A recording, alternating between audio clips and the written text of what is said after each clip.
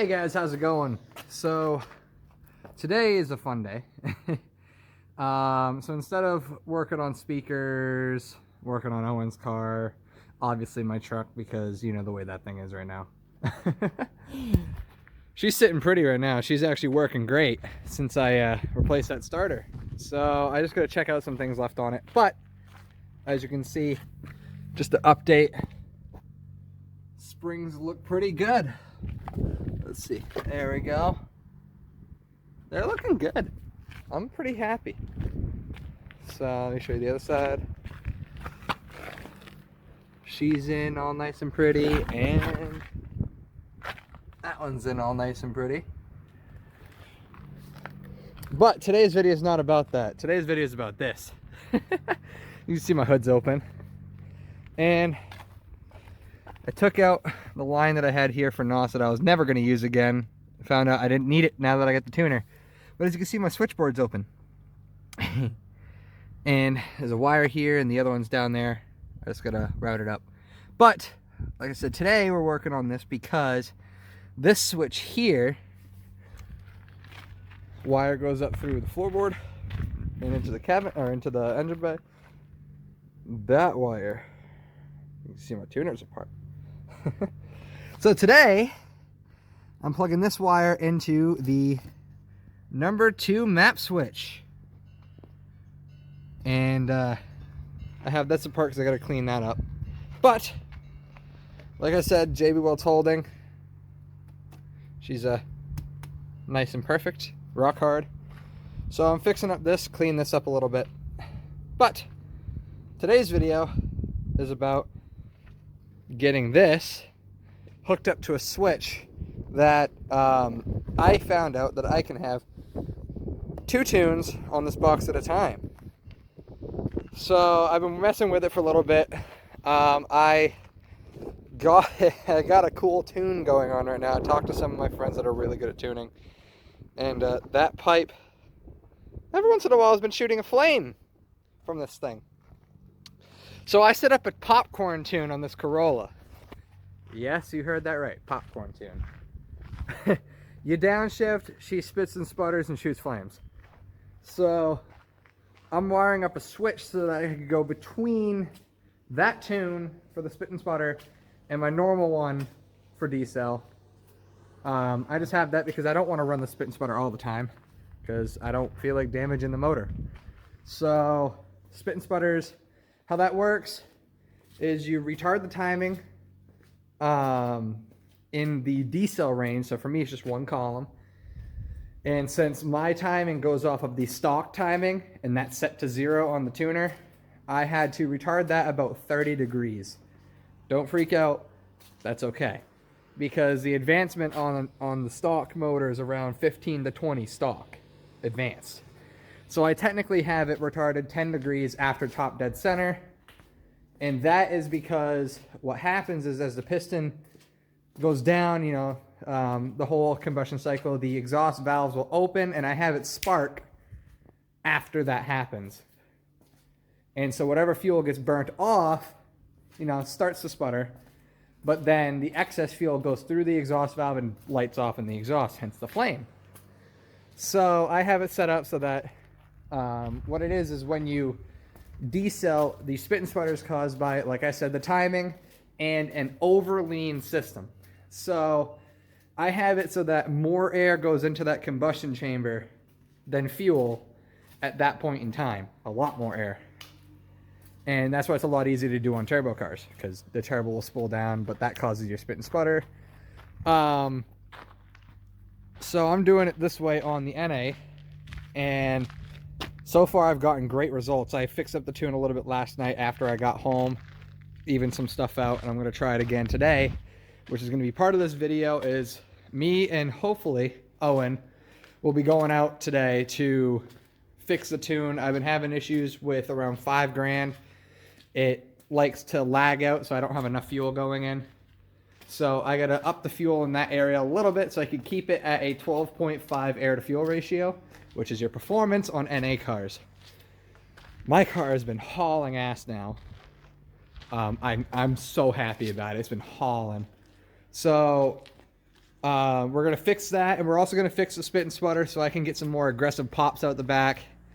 And like I said, that switch is going to have it so I can go back to the normal tune that doesn't have the timing that's been retarded, which will allow it so the motor will just work normally. So we're trying that out. Like I said, I'm going to get those wires. Actually, in fact, I got to get the connector pin, or the connector slides, because that switch works off of slides, I believe. So I got to grab these right here. These female slide connects. Now these things, just put the wire in, crimp it, and then you can slide it on to whatever male side pins are on the switches. I got to take another look at this one. This is also ultimately at some point gonna be my NOS switch. So I will flip this switch up, and then she'll be switched to the tune back to normal. That's how I'm gonna have my spit and sputter set up for now, until I get crazy enough to hook the NOS back in. So I'm gonna get to going on this. I'm gonna show you the back of the switch itself in a minute, once I get the wires in, and I can show you how that works. So I'll catch you later when that happens. So after a little bit of talk with the ECU masters, I decided to go back and talk to them again. I had figured out the map switch. So after testing a whole bunch of setups, like on this you can see the 5-volt out. I thought I had to put a pin that goes to my switch and then back into this pin to switch the maps. But then I found out that the floating value was around 4.8. So if I did the 5 volts, it just brought it up, which didn't do anything, because I had to get it to go down to 0 and then back up. So what I had to do is, as you can see here, I had to take an extra wire from my switch and bring it to the ground in the battery. Now what that did is that allowed it so that the 5-volt floating would then ground out and make it close to 0. So with these digital switches, what you got to do is you have to, after talking to the guy, you have to get it so the switch will cross, like if it's a 5-volt switch, you have to have it cross 2.5 exact to get the table to actually switch. So you have to get it, like I said, if I had it at 4.8 and then I flicked the switch to 5, it wouldn't do anything. It would just think it's still on. So I had to get it so that at the 4.8, when you flick the switch, it drops down to 0.3, which obviously crosses that 2.5 threshold, which means the switch would then activate and it would swap it. So let me show you some stuff here. I'm going to test it and see how it runs, if it actually does exactly what I think it will do on the road. Let me show you here. So here's my switchboard. I get my subs, my NOS, and my table switch. So as you can see, I had to take those pins and put them in here. And then if you look at my log here, this value here is the analog. As we can see, if I bring my mouse over here, come on. There we go. So we're sitting at like a 4.8 volts-ish. So now, if I take this, flick the switch, as we see, that value drops straight down to here, which is 0.3 volts, which is perfect. Because now if you go to my VE tables, there, see where we're sitting at this? Table kind of looks, this actually looks like this is a really nice table. I'm very happy with it. So if I flip this switch, bam, see how that goes down? Drop the value, it actually switched the table. If you look at my ignition, see how this is way down there at like the -30. That's from my snap tune.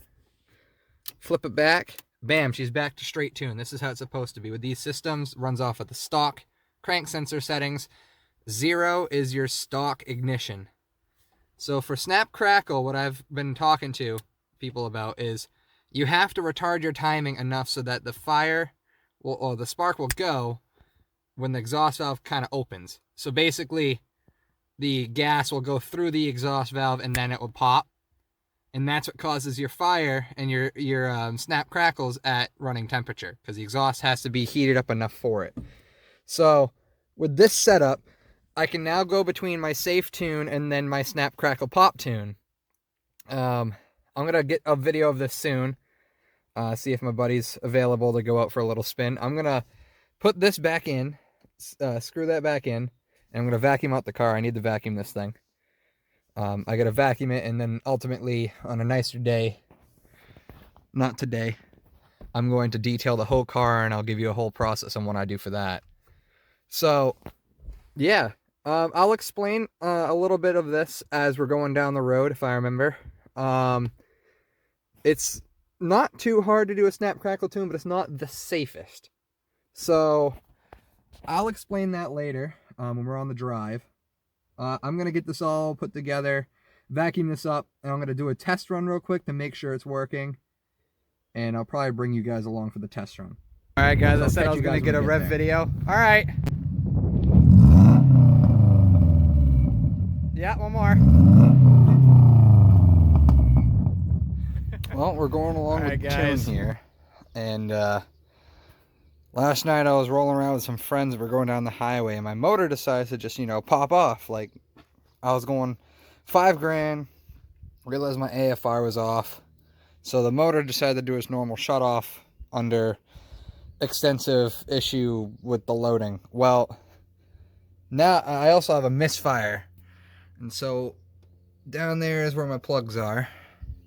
Here's the coil. I got new NGK Iridium IX plugs. Hopefully, I think these are the ones that fit the car. According to O'Reilly's, these are the ones, but I had an issue last time I got new plugs for this. I'm going to see if these are actually the right ones. But I got to get this plug out of here, so I need a really long extension so I can get down in there. The issue that I'm seeing is I bought one of these, but I can't find it. And that's just me being a dumbass. So I'm going to be checking around, and once I get the plug out, I'll show you how they look and if the misfire is caused by my tune or not. All right, so I'll get back to you guys on that. This is loose. I'll pull this out. I'll show you how these don't look too pretty, to say the least. Get my magnet down in there.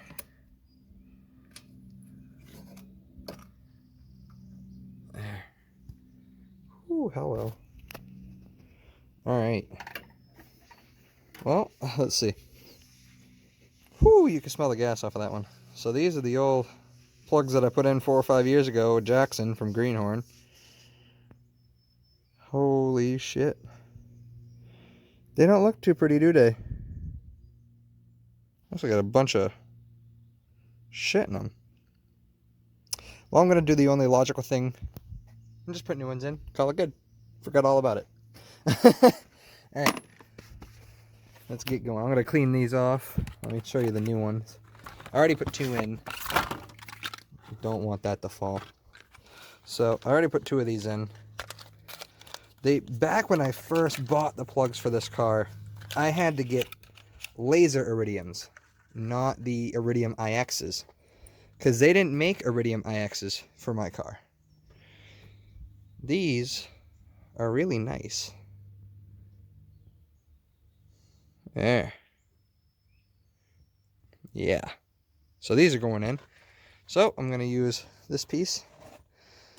This might need 2 hands. But yeah, it's got a little claw. All right, well, guys, I'll put it in. So far, these 2 different tune things have been working very well. I found out some things where I had it set for injector divider 2 and realized I really needed to be on injector divider 4. And once we changed that, I mean, the car felt completely different. I mean, let me turn off this light here and give you a quick pull. This is injector divider 4.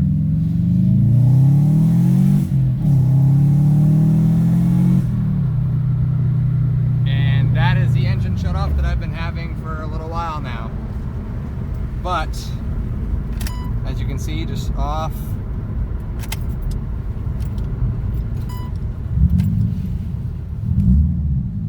And she's mint. But that is because the tune has one block where it is a little bit too lean, and so because of that, it's causing the motor to go into a fail-safe mode, saying, oh shit, what's going on? And she just shuts down. She hasn't done it much lately because we've been tuning it up. But holy shit, when I'm on the highway though, I'm finally able to actually go highway speeds and keep pulling. I've been having issues with that with the tuning for a while now, but now that I've been doing that, it's been working pretty good. So yeah, she's just been fun. So, and also let me show you this one. This is, I flick the button down here and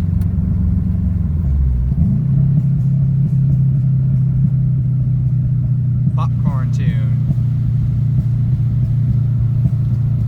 We get you another one more downshift.